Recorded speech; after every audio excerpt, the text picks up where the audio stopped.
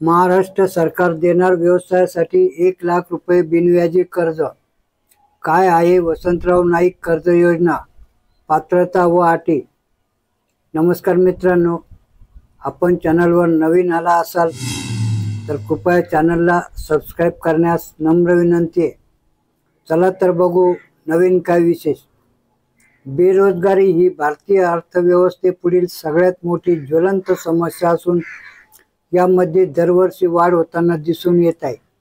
कारण दरवर्षी कॉलेज आणि विद्यापीठांमधून पदव्या घेऊन बाहेर निघणाऱ्यांची संख्या आणि त्या मानाने उपलब्ध होणाऱ्या नोकऱ्या या खूपच कमी असल्याने साहजिकच बेरोजगार तरुण-तरुणींची संख्या प्रचंड प्रमाणात वाढत आहे।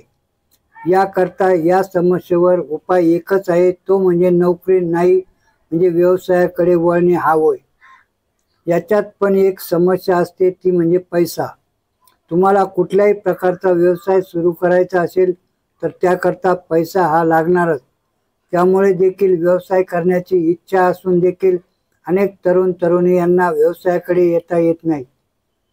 त्यामुळे सरकारच्या माध्यमातून सुशिक्षित बेरोजगार व गरजू व्यक्तींना व्यवसायाकरता पैसा उपलब्ध व्हावा याकरता अनेक योजना राबवल्या जातात।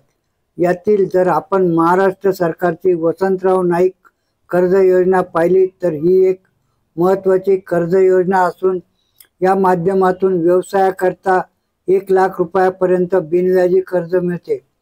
जवळपास हे कर्ज 40 प्रकारच्या व्यवसायासाठी उपलब्ध करून देण्यात आलेले आहे। याचीच माहिती या लेखात घेऊ। या 40 व्यवसायांना मिळते 1,00,000 रुपयापर्यंत बिनव्याजी कर्ज। पॉवर टिलर, मत्स्य व्यवसाय, कृषी clinic, paint shop, hardware shop, cyber cafe, संगणक प्रशिक्षण, झेरॉक्स, स्टेशनरी, सलून व्यवसाय, ब्युटी पार्लर, मसाला उद्योग, पापड उद्योग, मिरची मसाला कांडप उद्योग, वडापाव विक्री केंद्र, भाजी विक्री केंद्र, चहा स्टॉल, सॉफ्ट टॉयज विक्री केंद्र, DTP work, sweet mart, dry cleaning centre, hotel, typing institute, auto repairing workshop, mobile repairing, garage, fridge repairing, AC repairing, chicken आणि mutton shop, electric shop, ice cream parlour, मासळी विक्री, भाजीपाला आणि फळ विक्री, किराणा दुकान, टेलिफोन बूथ आणि आठवडे बाजारामध्ये छोटेसे दुकान इत्यादी करता हे 1,00,000 रुपयापर्यंत कर्ज उपलब्ध करून दिले जाते। वसंतराव नाईक कर्ज योजनेसाठी आवश्यक कागदपत्रे: आधार कार्ड लिंक असलेले बँक खात्याचा तपशील, उत्पन्नाचा दाखला कंसात अर्जदाराच्या एकत्रित कौटुंबिक वार्षिक उत्पन्न 1,00,000पेक्षा जास्त नसावे, रहिवासी दाखला, Aadhaar card, ration card, passport size photo, जातीचा दाखला आणि शपथपत्र इत्यादी कागदपत्र लागतात। या योजनेत कोणाला प्राधान्य दिले जाते? वसंतराव नाईक कर्ज योजनेअंतर्गत शासनाच्या कौशल्य विकास विभागाच्या माध्यमातून व शासकीय तसेच निमशासकीय संस्थांच्या मधून तांत्रिक प्रशिक्षण घेतलेले अनुभवी तरुण मुले-मुली यांना या कर्ज योजनेअंतर्गत कर्जाकरता प्राधान्य देण्यात येईल व त्यासोबत निराधार आणि विधवा महिलांना ताबडतोब प्राधान्य देण्यात येते।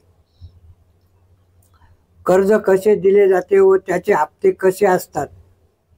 या कर्ज योजनेत योग्य लाभार्थ्याची निवड व मंजूर प्रकरणात आवश्यक कागदपत्रांची पूर्तता केल्यानंतर कर्ज वितरण केले जाते। कर्ज वितरण करताना प्रामुख्याने मिळणाऱ्या 1,00,000पैकी पहिला हप्ता 75,000 रुपये इतका दिला जातो। दुसरा हप्ता 25,000 रुपये प्रत्यक्ष व्यवसाय सुरू झाल्यानंतर साधारणपणे 3 महिने पूर्ण झाले की जिल्हा व्यवस्थापकांच्या तपासणी अभिप्रायानुसार मिळतो। या योजनेअंतर्गत 1,00,000 रुपयापर्यंतच्या व्यवसाय प्रकल्पाकरता महामंडळाच्या माध्यमातून 100% म्हणजे 1,00,000 रुपये कर्ज सुविधा मिळते। जे कर्जदार नियमित कर्ज परतफेड करतील अशा लाभार्थ्यांना कुठल्याही पद्धतीचे व्याज यावर आकारण्यात येत नाही। कर्ज परतफेड ही नियमित 48 समान मासिक हप्त्यांमध्ये मुद्दल ₹2085 प्रत्येक महिन्याला परतफेड करावी लागते. परंतु जे कर्जदार जेवढे कर्जाची रक्कम थकबाकी होतील त्या रकमेवर वार्षिक 4% इतके व्याज आकारण्यात येते. वसंतराव नाईक वैयक्तिक / गट कर्ज व्याज परतावा योजनेच्या अटी. यामध्ये अर्जदाराचे वय किमान 18 ते कमाल 55 वर्ष असावे. 2. अर्जदाराने आधार कार्ड लिंक असलेले बँक खात्याचा तपशील सादर करावा. 3. या योजनेअंतर्गत एका वेळी कुटुंबातील एका व्यक्तीला लाभ घेता येतो. 4. अर्जदाराने महामंडळाच्या म्हणजे केंद्र व राज्य सरकारच्या महामंडळाच्या कोणत्या योजनेचा तो थकबाकीदार नसावा. 5. अर्जदाराचे एकत्रित कौटुंबिक वार्षिक उत्पन्न 1 लाख रुपयापेक्षा जास्त नसावे.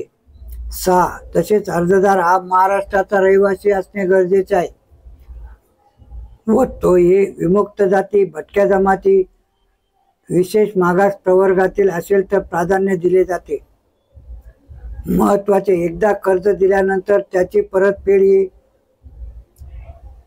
वितरण झाल्याच्या 90 दिवसानंतर सुरू होते.